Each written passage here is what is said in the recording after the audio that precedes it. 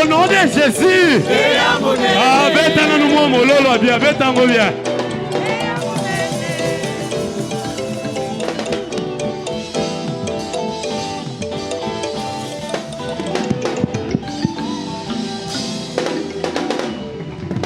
Nous acclamons le Seigneur.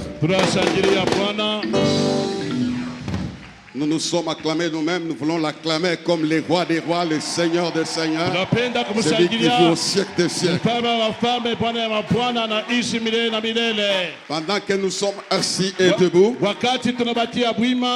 dis à ton voisin comme tu le dis souvent. Dis-lui, aujourd'hui Dieu va te bénir. Aujourd'hui, Dieu va te bénir.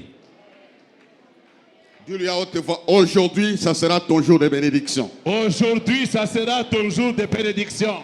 Si ce matin, il y a quelqu'un qui me croit comme serviteur oint, appelé par Dieu, ce matin, ta vie sera changée au nom de Jésus-Christ.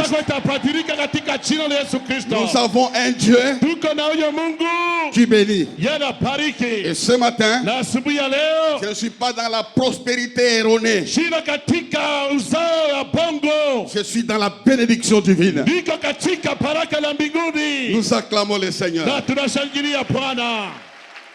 Dieu notre Père, nous te bénissons, nous te rendons grâce, toi qui as permis de nous réunir ici pour être bénis. Bénis ta parole, donne-moi ta force physique et ta force spirituelle. Je m'oppose aux puissances des ténèbres, je libère l'atmosphère de la salle au nom de Jésus-Christ. Amen. Amina. Nous l'acclamons, veuillez vous asseoir. Pour gagner le temps, j'aimerais qu'on aille tout droit au but dans la lecture.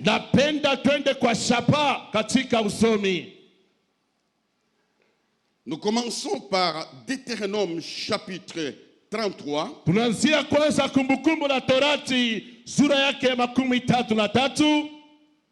Le premier verset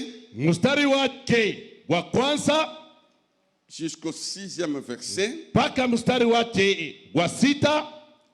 Nous allons sauter le 7e, on va lire le 13e verset.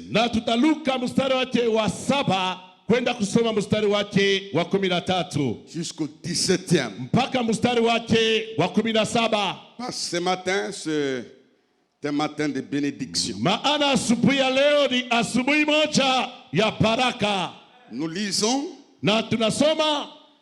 Genèse chapitre 27 de 1 à 4.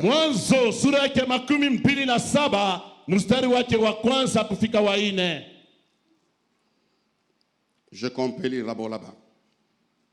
Deutéronome chapitre 33, les 6 premiers versets, nous lisons pour la gloire de Jésus. Amen. Voici la bénédiction par laquelle Moïse, homme de Dieu, bénit les enfants d'Israël avant sa mort. Il dit, l'Éternel est venu du Sinaï, il s'élevait sur eux de Séhir, il a resplendi de la montagne des Paran, et il est sorti du milieu des saintes myriades.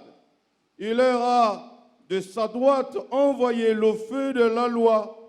Oui, il aime le peuple. Tous ses saints sont dans ta main. Ils se sont tenus à tes pieds. Ils ont reçu tes paroles. Moïse nous a donné la loi, héritage de l'assemblée de Jacob. Il était roi en Israël quand s'assemblaient les chefs du peuple et les tribus d'Israël. Que Ruben vive et qu'il ne meure point, et que ces hommes soient nombreux. Amen. Amen. L'autre verset. Sur Lévi, il dit, les Tumim et les Urim ont été confiés à l'homme saint que tu as tenté en Massa et avec qui tu as contesté aux eaux de Mériba. Lévi dit de son père, de sa mère. Chapitre 49. Genèse 49, c'est ça? Joseph 49, 1 à 4. Genèse 49, verset 1er jusqu'au 4e verset. Twende sasa kitabu ya Mwanzo sura ya 49 mstari wake wa kwanza kufika wa 4.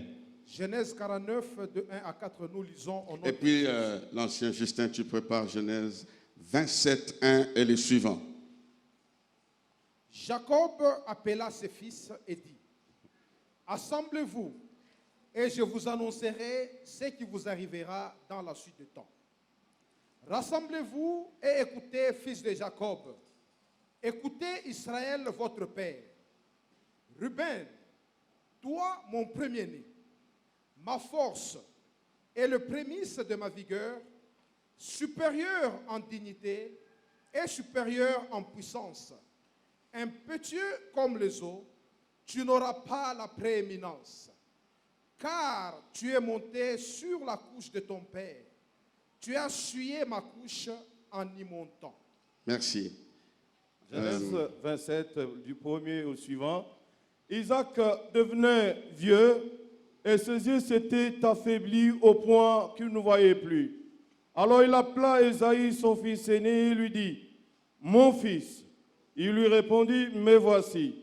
Isaac dit: Voici donc, je suis vieux, je ne connais pas le jour de ma mort. Maintenant donc, je te prie, prends tes armes, ton carquois et ton arc, va dans les champs et chasse-moi du gibier. Fais-moi un mec que j'aime, comme j'aime, et apporte-le-moi à manger, afin que mon âme te bénisse avant que je meure. Amen. Amen. L'Ancien Testament, Dieu permettait aux hommes d'organiser des séances de bénédiction. Katika Agano la Kale, Mungu aliruhusu watu watengeneze maibada ya baraka. Dieu organisait des réunions pour bénir son peuple. Mungu alianza kutengeneza makusanyiko ajili ya kubariki taifa lake. Même nos cultes doivent être les cultes de bénédiction. Na hata maibada yetu inapaswa kuwa maibada ya baraka. Quand nous nous rassemblons, Dieu est là pour bénir son peuple. Wakati tunakusanyika kama hivi, Mungu weko hapa ajili ya kubariki taifa lake. Ce matin, donne-moi un amen. Dieu bénira quelqu'un. Asubuhi hii sema amina, Mungu atabariki mtu mmoja. Et c'est quelqu'un là chez toi. Na yule mmoja ni wewe. Donnez-moi les thèmes, s'il vous plaît. Unipatie kishina hivi na misi.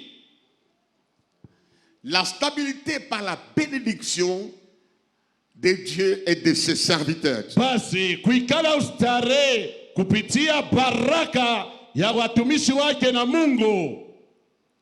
La bénédiction de Dieu Baraka lake Mungu et de ses serviteurs. na pia baraka ya batumishi yake. Et de moi à déclarer cette parole. La bénédiction de Dieu et de ses serviteurs. Baraka la Mungu. Non, attendez. Quand vous déclarez Dieu agit, lève la main droite, tu dites la bénédiction de Dieu et de ses serviteurs. La bénédiction de Dieu et de ses serviteurs. Acclamons cette bénédiction de Dieu et de ses serviteurs. Tushangilie hiyo baraka ya Mungu pia ya batumishi yake. Je ne parle pas de la prospérité erronée des messages de ces derniers temps. Seme basi maendeleo ya bongo gisi bade yatangaza wakati ya mwisho hii. Et puis même s'il y a des hérésies, Na hata kama kuna kuya mabongo fulani, des tricages dans la communication de la parole, udanganifu katika kutangaza kwa neno, cela ne nous empêche pas de parler de la bénédiction de Dieu correctement. ile tusiwise sisi kusemea ajili ya baraka lake Mungu katika njia ya ukweli. Dieu a toujours béni. Mungu tila mara eko na bariki. Je reconnais dans cette salle, même ceux qui nous suivent en ligne, nous reconnaissons les dieux de bénédiction. Tunatambua katika kanisa hii hata wewe tufata ku television mabaraka lake Mungu. Tout dépend dans ce que toi tu crois. Na yote nelekea ni kwa ile wanaamini. Si tu crois dans un Dieu faible, kama unaamini kwa ule Mungu mzaifu, ta situation ne changera pas. hali yako haitapadirika. Si tu crois dans un Dieu créateur, planificateur, celui qui bénit au-delà, tu seras béni au-delà. Lakini kama unaamini kwa hiyo Mungu mumpaji mwenyewe anatayarisha vitu vyote na anabariki pia, kweli utabarikiwa. Je ne vous présente pas seulement les dieux qui guérit, qui donne l'argent, mais qui bénit à tous égards. Basi sibionyeshe paka Mungu anaponesha magonjwa wala analeta pesa, lakini Mungu anabariki katika hatua yote maisha. Je dis bien, j'engage le Saint-Esprit qui m'a inspiré de parler de la bénédiction de Dieu de ses serviteurs. Basi na ingisha Roho Mtakatifu kwa tendo aliponihakikisha nisemee juu ya baraka ya Mungu pia ya batumishi yake. Je commence quelque chose quelque part. Mimi naanzia kitu moja tena fasi moja hivi. Veille sur ta marche. Kesha juu ya mwendo yako. Qu'il n'y ait pas de litige. Musikuye mankosa avec ces deux groupes. Na ibikosi biwili. Qu'il n'y ait pas de litige entre toi et Dieu. Kushikuye mankosa kati yako na Mungu. Veille qu'il n'y ait pas de litige entre toi et les serviteurs de Dieu. Kesha kushikuye nkosa kati yako na batumishi ya Mungu. Dieu bénit par sa souveraineté. Mungu anabariki kwa utawala wake. Il peut te bénir d'une bénédiction improvisée. Yanaweza kubariki kwa mabaraka moja inyaku unashutuka. Dans la plupart des cas des temps, Dieu passe par ses serviteurs. Na kadiri ya mawakati Mungu anapitiaka pia kwa batumishi yake. Dis ceci, respecte Dieu et ses serviteurs.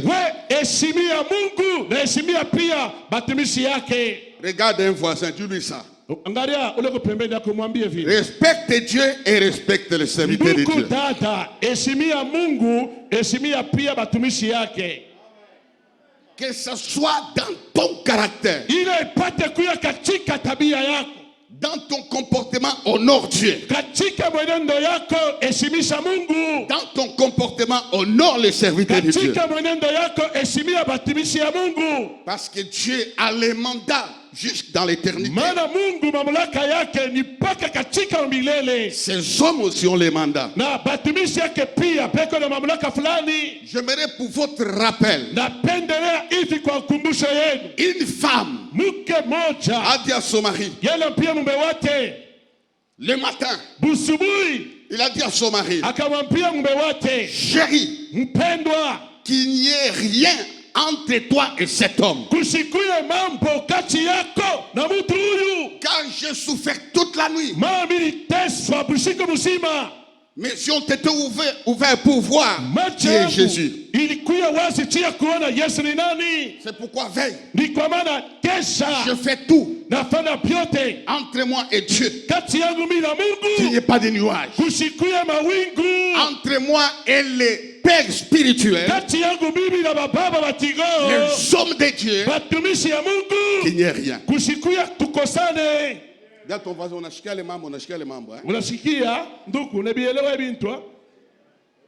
Dieu peut passer par là. Mungu anaweza kupitia pale. Il y a beaucoup de bénédictions na kuko mabaraka mingi qui nous échappent. Inyene tuepuka. Parce que notre attitude intérieure maana hali yetu ya ndani ya moyo n'est pas correcte. Haiko ya usawa.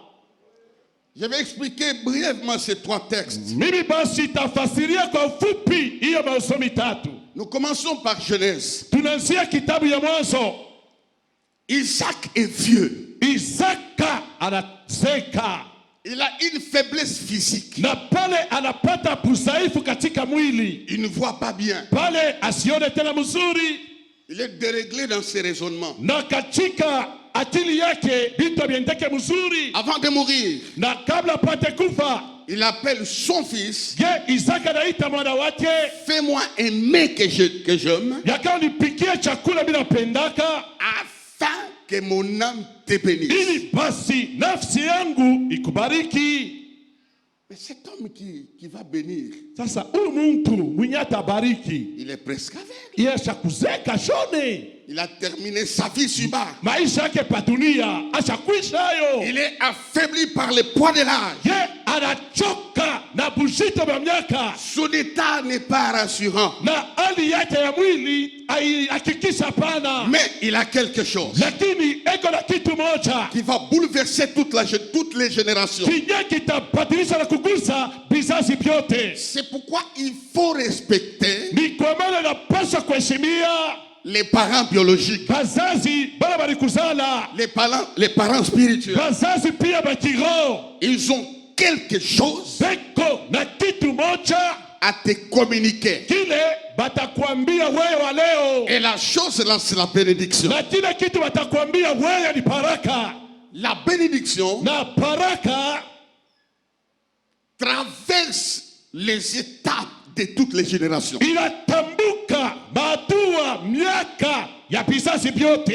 Un homme béni va traverser les obstacles. C'est pourquoi, bien aimé dans le Seigneur, la malédiction qui a bloqué ton père et ta mère, cette malédiction ne te bloquera pas.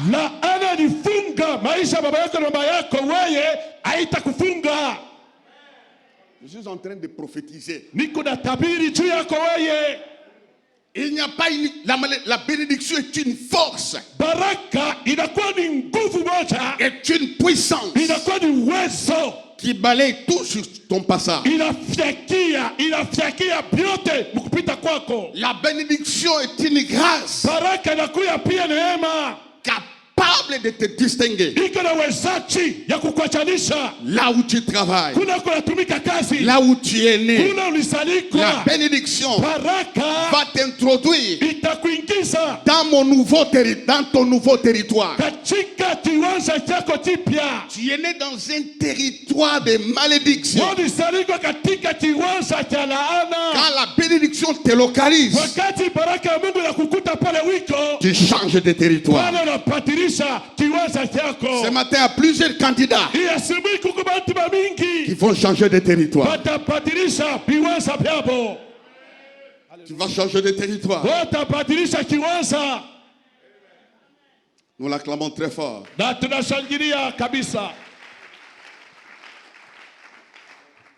Ce que la bénédiction peut faire. La bénédiction est capable de te localiser, de sortir de tous les systèmes de malédiction de famille pour t'introduire dans les territoires de bénédiction. Ce matin, Dieu va retirer quelqu'un de toutes sortes de malédictions et de blocages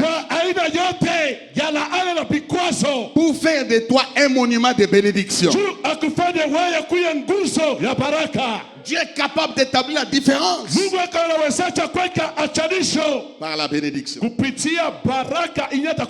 Moi, ce matin, c'est un matin de bénédiction.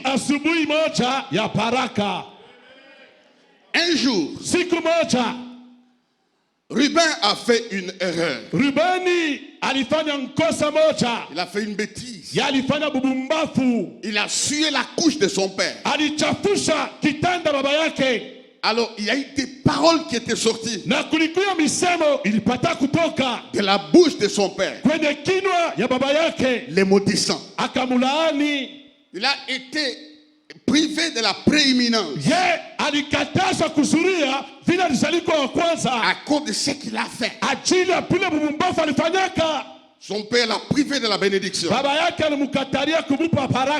Mais dans son parcours, à un certain moment, tous les frères de Joseph avaient comploté contre lui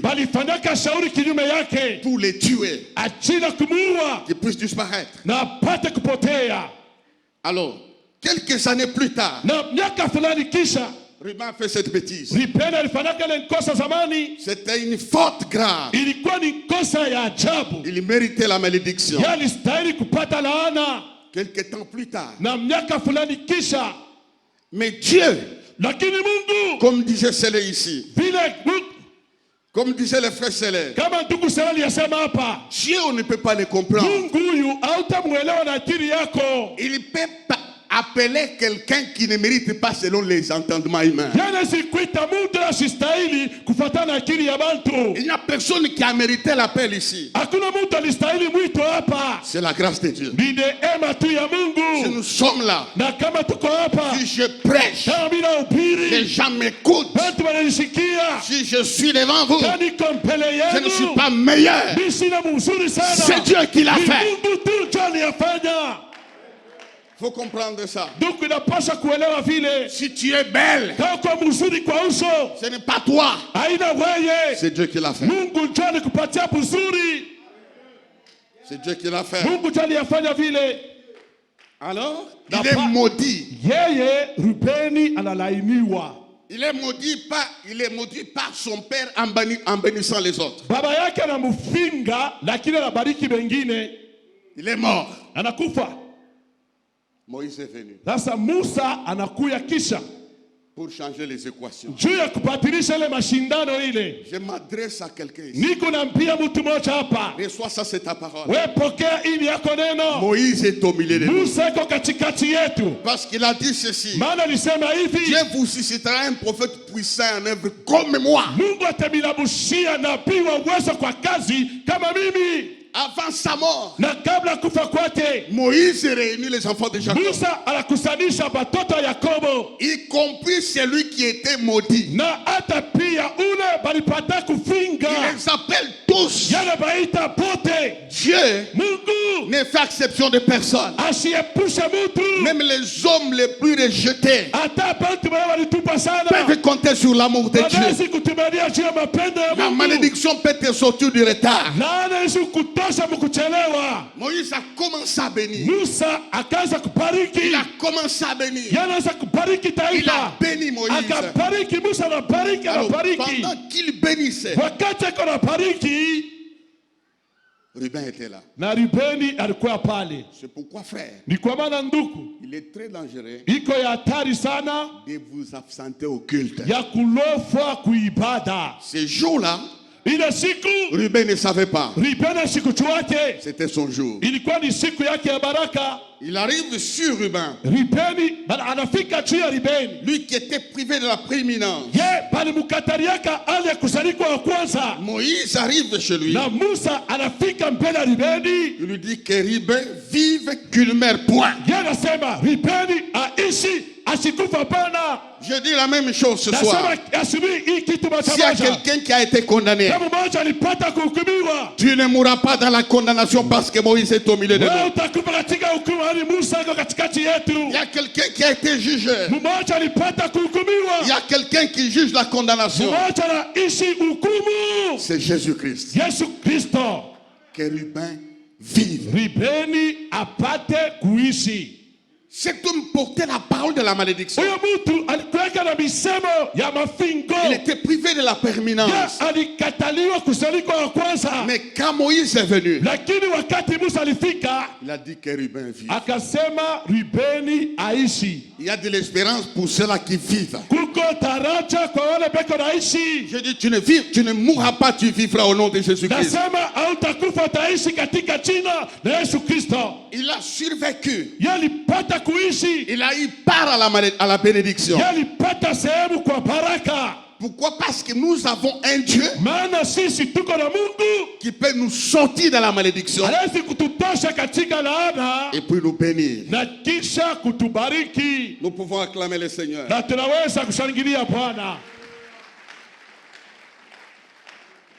J'aimerais qu'on l'acclame encore.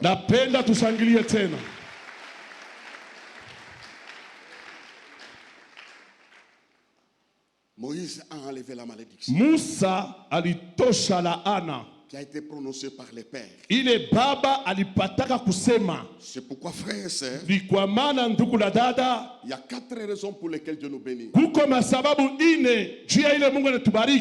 La première raison, c'est pour bander nos plaies.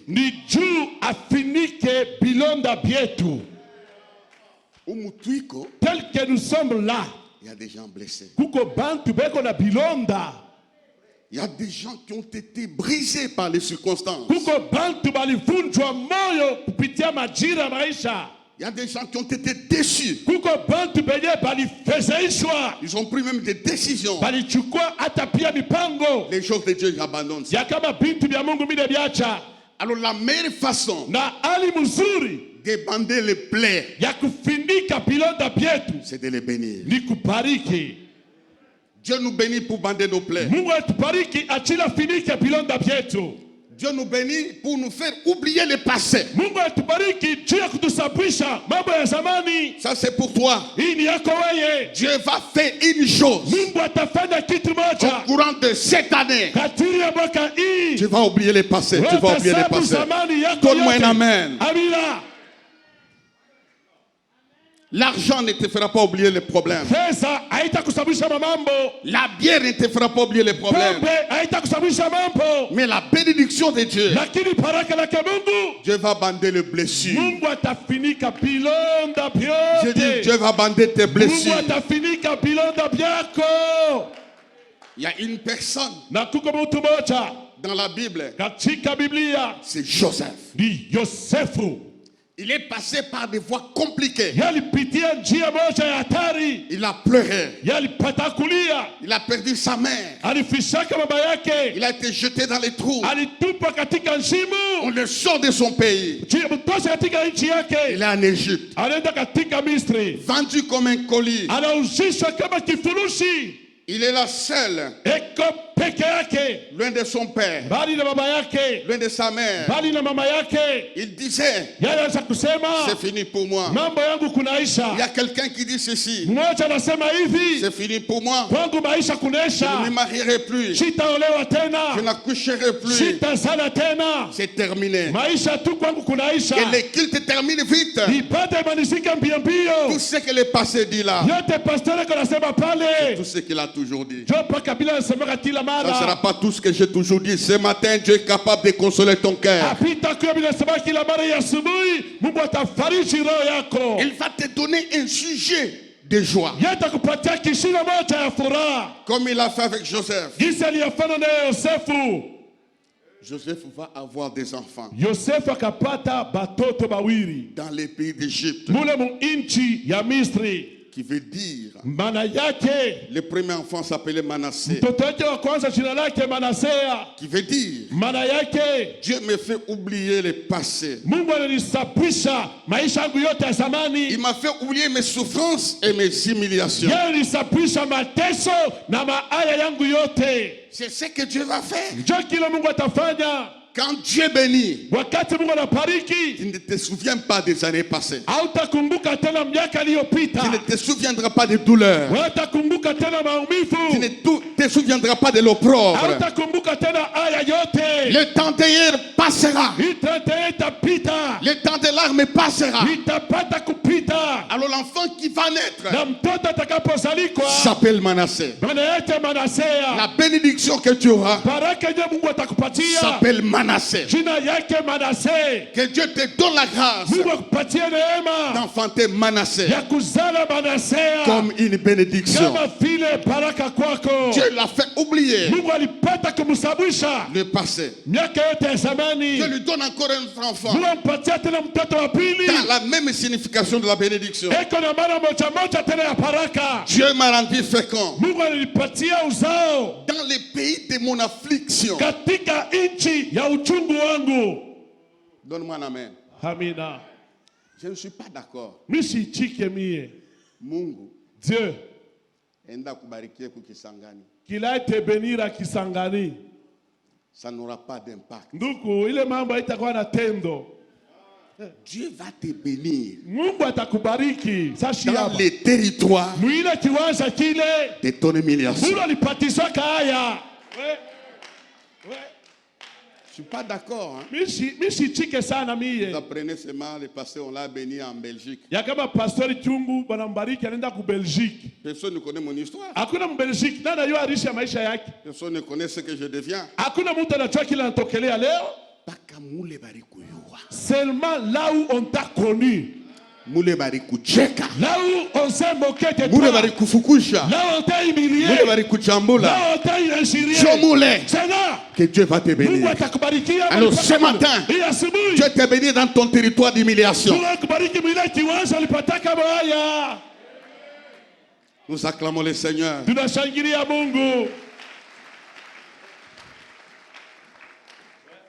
Il va te bénir dans ton territoire. Quand Dieu commence à bénir quelqu'un, il ne tient pas compte de son origine.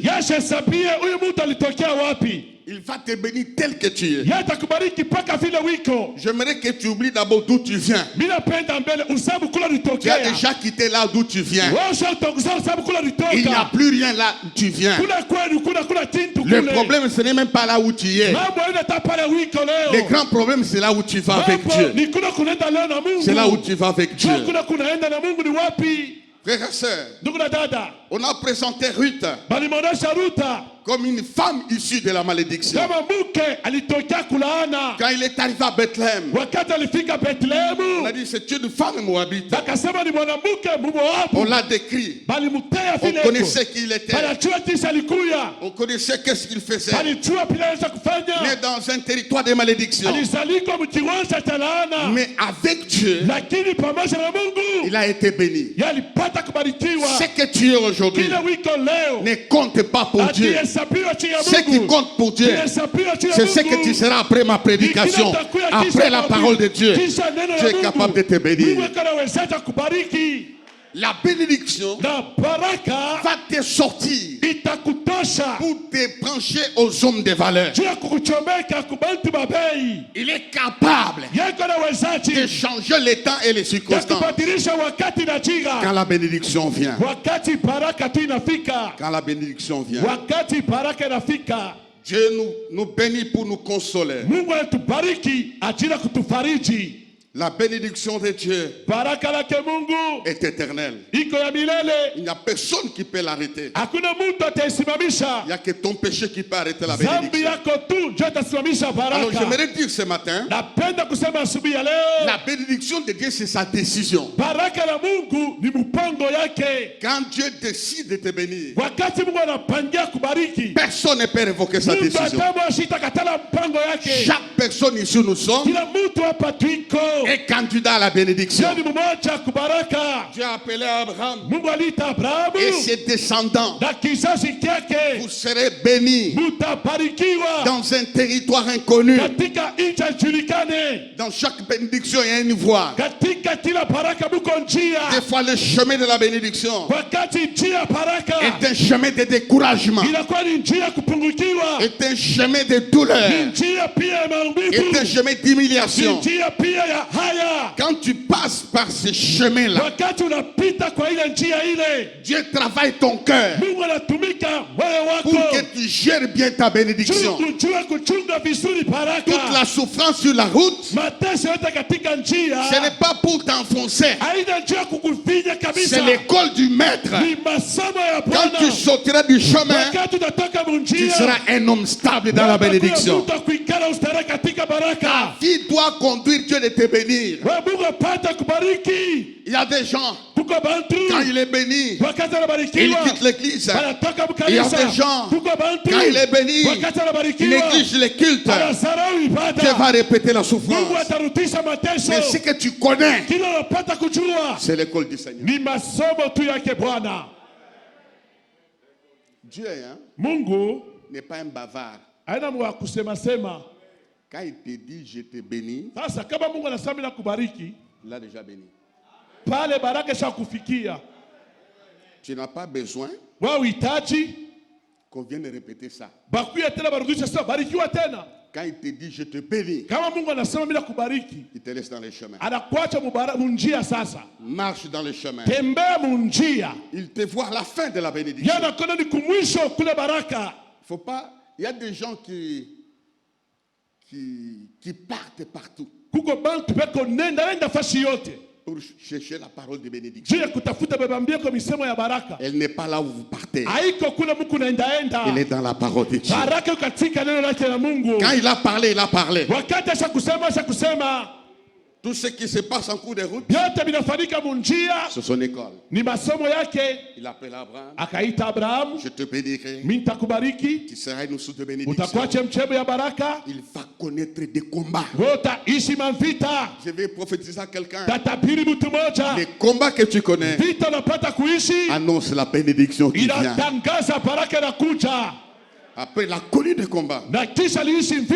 Et puis il dit, même ta postérité sera esclave en Égypte. Mais comment Dieu peut permettre ça? Il y a certaines choses que Dieu autorise sur le chemin de la bénédiction. Après un temps, je dis après un temps, les portées de la bénédiction connaît un silence total. Dieu ne dit rien.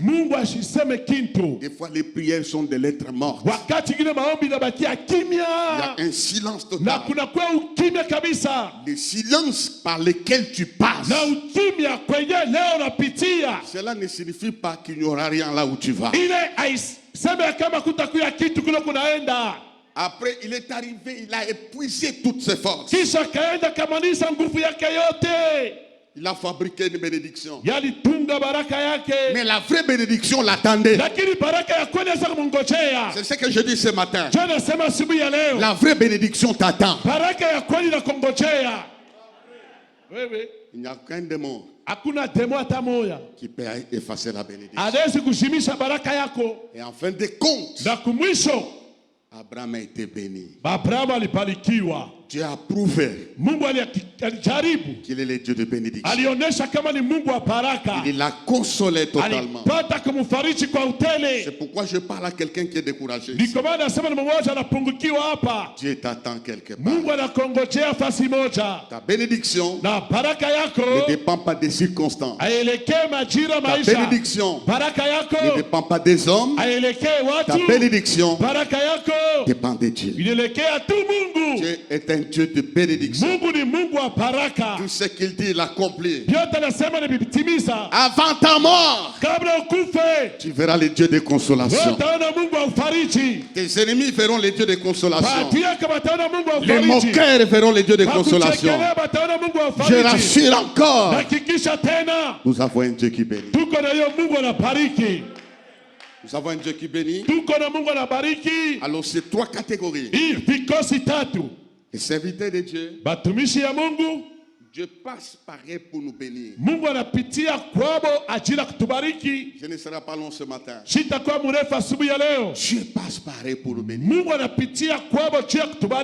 Ils sont porteurs de la bénédiction. C'est pourquoi nous devons avoir une attitude de respect vis-à-vis des hommes de Dieu. Jacob n'est pas Dieu. Moïse n'est pas Dieu. Mais Dieu leur donne la bénédiction. Quand tu trouves les gens critiquer les hommes de Dieu, retire-toi. Parce qu'ils sont porteurs de bénédiction. Et encore ils sont porteurs de malédiction. J'ai déjà vu des hommes maudire les hommes et la malédiction venir. Bien-aimés dans le Seigneur, soignons la relation entre les hommes de Dieu et nous-mêmes. Je n'ai jamais quitté cette ville. Aller à l'étranger sans aller chez Papa Ngandou. Si je me suis, c'est la vérité ce que j'ai. Même les récents voyages, on a quitté à 7 heures. Nous sommes allés à Kamalondo. J'avais mon billet. J'avais mon passeport. Moi et ma femme. Nous nous sommes souvenus. Les hommes de Dieu ont le pouvoir d'ouvrir et débloquer. Je l'ai appelé Papa, nous venons. Nous sommes mis à genoux. Il a déclaré des paroles. Il a dit que Dieu vous accompagne. On a pris l'avion, nous sommes partis. Quelle bénédiction. dans notre voyage. Musafari yetu. Pourquoi? Juu ya nini? Parce qu'un homme de Dieu avait déclaré quelque chose. Ukingo. Ne déménage jamais dans une maison. Si tu ne m'appelles pas, il y a des hommes de Dieu ici qui viennent piétiner dans ta maison. Ils déclarent. Parce que Dieu les a investis de l'autorité pour nettoyer la postérité et te faire installer dans ton bureau. Un jour, il y a un frère qui prie avec nous ici. Tout était fait pour qu'on les charge du boulot. On prie encore là-bas. Il m'a parlé. Il dit que demain, c'est le dernier jour dans mon bureau. Qu'est-ce que tu sens? Il m'a dit non, j'ai peur. Qu'est-ce que je deviens?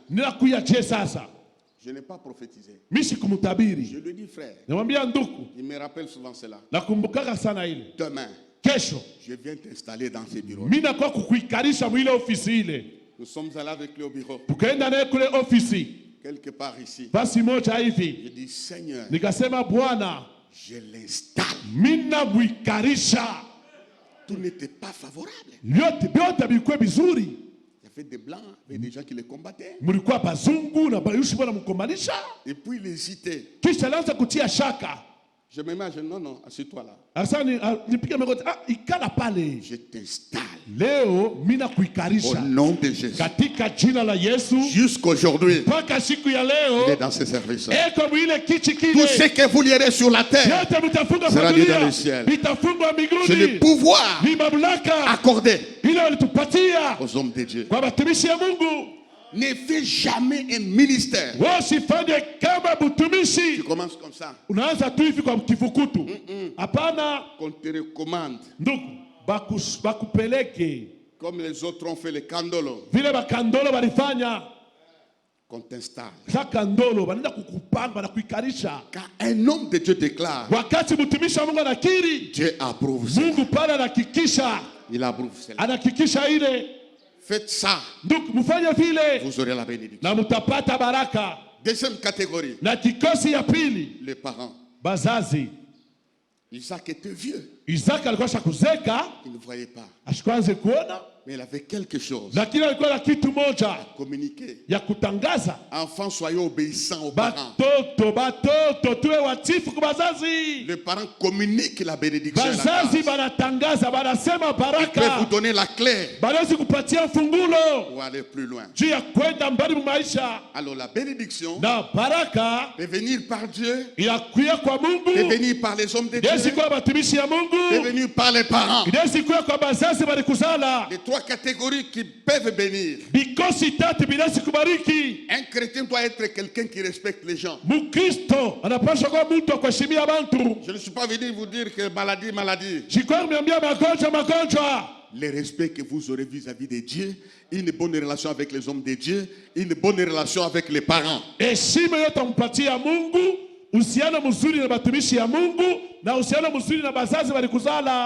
La quatrième catégorie isolée. Vous pouvez croire ou vous ne croyez pas.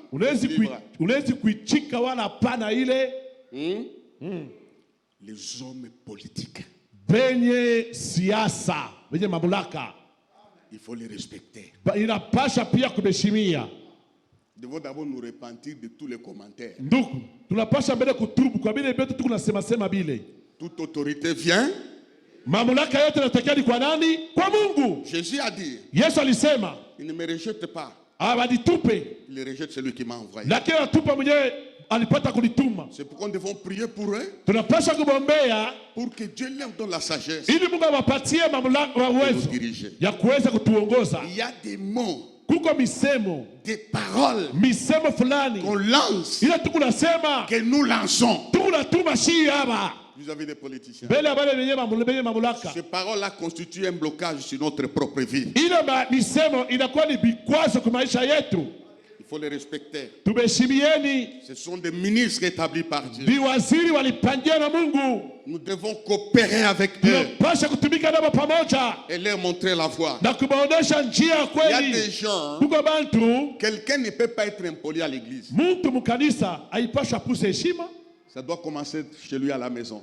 Heshima unapaswa kuanzia kwao kwa kwenu Si kunyumba. quelqu'un ne respecte pas un pasteur, Kama mtu asiheshimie pastori, suivez sa propre vie. mfuate vizuri maisha yake. Il ne respecte pas ses parents. Kula natoka asiheshimie yake bazazi. Maintenant, ce que je vous dis là, Ili mnaniambia hapa. regardez la vie des gens Angalia maisha ya bantu. qui n'ont aucun respect au principe divin, Wala beheshimie mambo ya Mungu. qui n'ont aucun respect des serviteurs de Dieu, Abeshimie batumishi ya qui Mungu. n'ont aucun respect vis-à-vis des parents, Abeshimie pia bazazi voire qui yao. n'ont aucun respect vis-à-vis des aînés. Abeshimie bakubwa kumiaka yabo. Leur vie est bloquée. Maisha yabo yanafungwa. Dieu peut te bloquer ta vie. Huwezi kukosa maisha Si yako. tu changes ton attitude, Wanabadilisha hali si yako. tu changes ton langage, Ukibadilisha misemo si tu yako. changes tes paroles, Ukibadilisha misemo. la bénédiction vient. Baraka pale takuya. La bénédiction vient. Baraka itakuya. Je voudrais l'année de la stabilité. Hii mwaka sema tutekala ustarehe. Nous devons creuser. Ndugu, tunapaswa kuchimbula mule mote. Qu'est-ce qui fait que nous sommes instables? Je inafanya shitu kubaba kutankatanka. Les camps se trouvent dans notre camp. Mambo ndishi benyewe. Oui, oui. Je les respecte beaucoup. Nirishimia sana. Les hommes de Dieu. Batumishi ya Mungu. Un jour, nous sommes dans une réunion. Siku katika kusanyiko fulani. Un jeune serviteur. Wale batumishi babiana. Un jeune serviteur. Kijana moja mtumishi. Dans une réunion. Mkusanyiko. Il va importuner les pasteurs. Pale akafezeisha mapastori. Il lui a donné des paroles. Akasema misemo moya. J'étais déjà éduqué spirituellement. Nilikuwa kufundishwa katika kiroho. Ce pasteur est sorti. Ule pastori anaangalia natoka anaenda. Il était fâché. Alikishirika. Puis le soir, je l'ai suivi. Ile magharibi nikamfuata. Frère, ndugu, va le matin. Kwenda asubuhi. Va les voir. Kwenda kamuone. Va demander pardon. Kwenda kalombe buruma. Même s'il est en faux. Ata eko katika bongo. Dieu l'a établi. Ye Mungu tu alimupanga vile. Tu entends ces choses hein? Dans la suite des temps, ndugu, mwile masiku ilifuata. Sa vie a été comme ça. Maisha yake aliteswa. Il y a un missionnaire. Moya. Un pasteur noir. Pastori moja mweusi. Qui avait mauvais comportement vis-à-vis du missionnaire. Alikuwa na mwenendo mbaya juu ya ule missionnaire. Très mauvais. Mbaya sana. Dans une réunion. Katika kusanyiko. Ce missionnaire est sorti. Yule missionnaire alitoka. Après avoir payé les prix. Kisha kulipa bei. S'il était parvenu là où il était. Na kama alifika kule alifikiaka. C'est à cause de ce missionnaire. Ni ajili ya ule missionnaire. Après un certain temps. Na kisha wakati fulani. Le missionnaire était fâché. Yule missionnaire alishirika moyoni. Le lendemain. Na asubuhi. Il est allé demander à notre noir là. Akenda kulomba kwa ule mweusi ule. Pardon. Unihurumie. Pardonne-moi.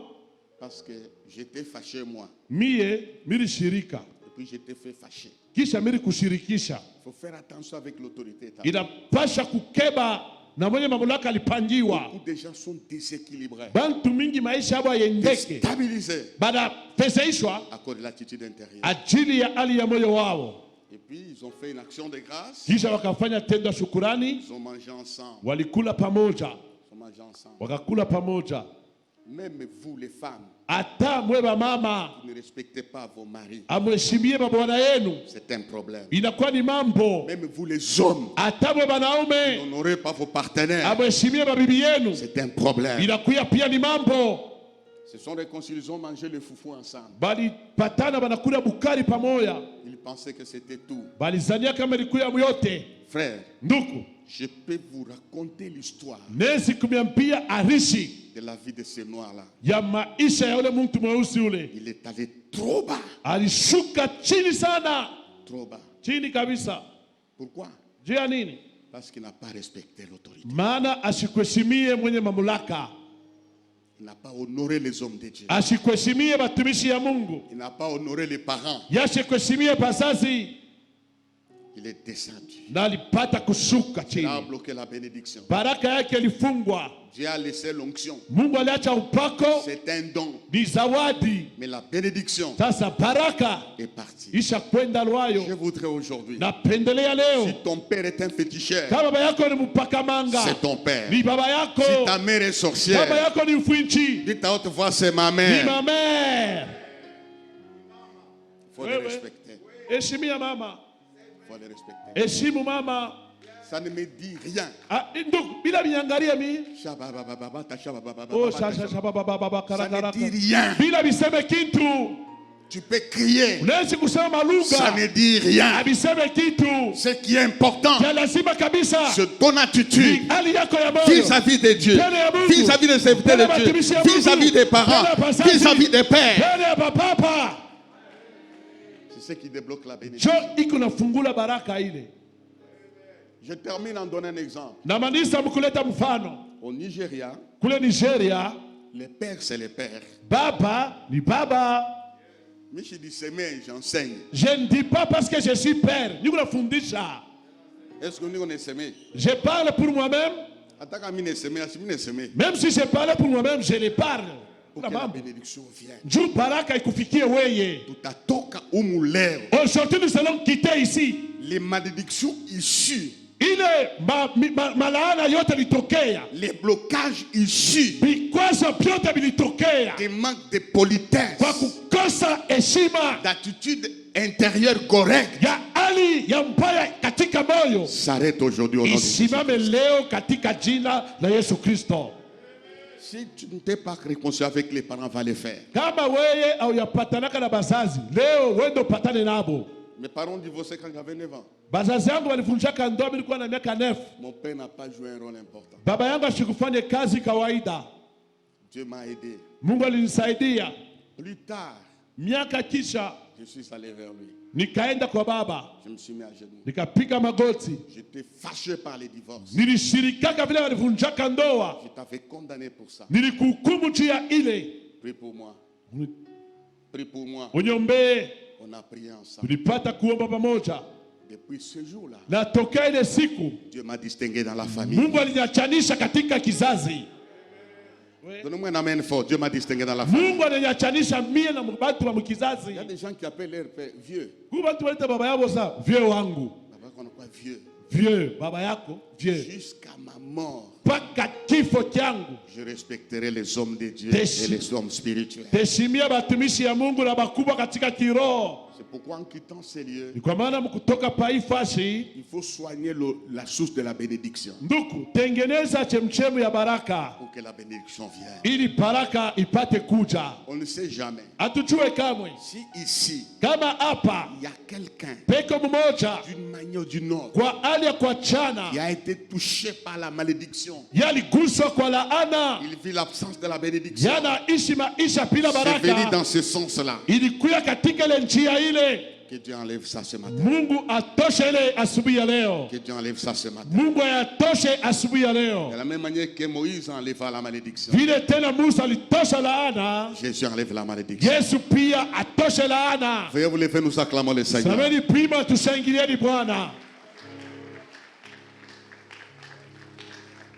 Veuillez vous lever. Dieu ne donne pas la bénédiction uniquement par la prière, ni par la louange, ni par la prédication. Il donne aussi la bénédiction par notre manière de vivre.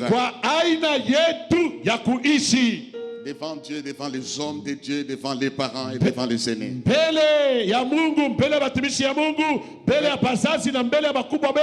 Fermez les yeux. Si dans cette salle, il y a quelqu'un qui a un litige dans son cœur vis-à-vis de ses parents, peut-être ils sont déjà morts. Il y a quelque chose que tu n'avais pas réparé. Quelque chose que tu n'avais pas réparé. Tu as un litige avec des hommes de Dieu. Lève la main là où tu es. Merci. Levez bien les mains. Tu as un litige avec les parents, na bazazi, avec les hommes de Dieu. na batumishi ya Mungu. Ce que je dis est très important avant de continuer avec ce thème. Na kile nisema kabisa kabla kuendelea kishina hiki. Lève la main là où tu es. Nyosha mkono pale wiko.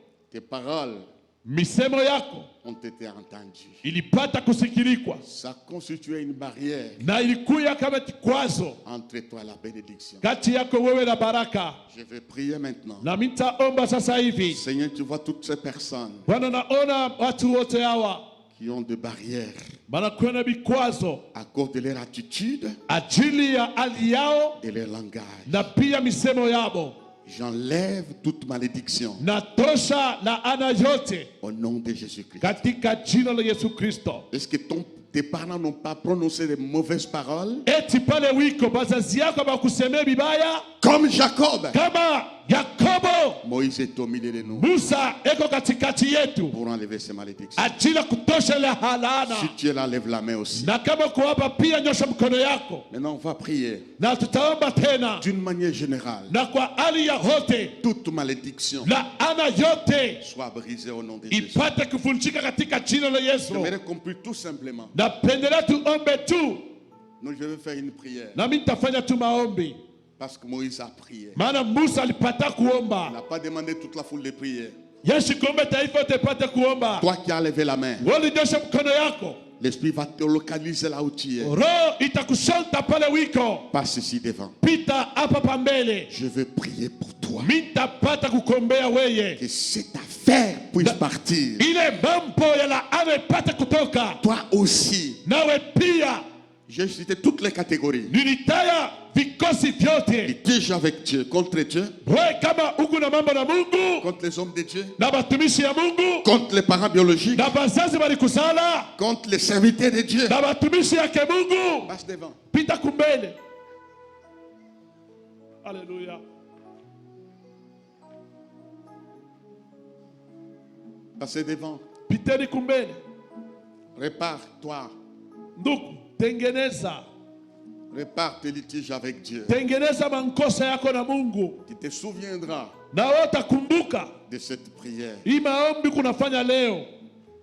Tu n'as jamais honoré Dieu. Kamwe wewe uheshimiaka Tu Mungu. n'as jamais honoré les serviteurs de Dieu. Wewe auheshimiake batumishi ya Mungu. Tu n'as jamais honoré les parents. Wewe kama uheshimiake bazazi, Passe devant. pita kumbele. J'allais vous parler de la délivrance. Nilipasha kumisemea juu ya ufungulivu. Le Saint-Esprit m'a enseigné. Roho Mtakatifu alinifundisha. Les gens ont des litiges dans leur cœur. Bantu beko na mambo mu maroho yabo. Dites à haute voix, Seigneur, Seigneur, je viens à toi. je viens à toi. Je marchais dans la désobéissance. J'ai marché dans la désobéissance. Mon attitude intérieure Mon attitude intérieure n'était pas correcte. n'était pas correcte. Je me répands.